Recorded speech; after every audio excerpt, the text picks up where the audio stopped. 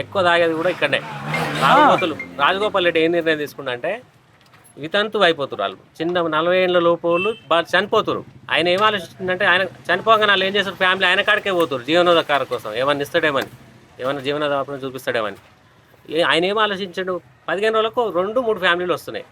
15 రోజులకే 15 రోజులకే, నెలలో 3, 5, 6 అట్లా అయ్యే వరకు ఏంది ఈ పరిస్థితి అని ఆయన థింక్ చేసి అంటే ఎందుకు పోయేటోళ్ళు మందు తాగుతారు, చస్తారు. ఎట్లా చచ్చిపోతారు? ఇక ఆల్కహాల్ ఎట్లుంటుంది అన్న తాగడం, అంటే యాక్సిడెంట్లో మామూలుగా లివర్ మీద ఎఫెక్ట్ పడుతుంది. ఇంకా తాగినాక యాక్సిడెంట్లు కావడం, హెల్త్ ఇష్యూలు ఉండడం వల్ల ఎక్కువ అయిపోయింది.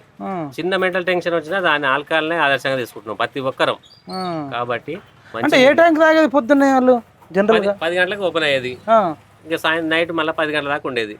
బెల్ట్ షాపులు కూడా విచ్చలవిడిగా ఉండేది. ఇప్పుడు బెల్ట్ షాపులు కూడా 99% క్లోజే ఉన్నాయి. ఎవరైనా అవసరం ఉన్న వాళ్ళు ఏదైనా రిలేషన్ అన్నప్పుడు తీసుకొని పోతారు, తాగుతారు.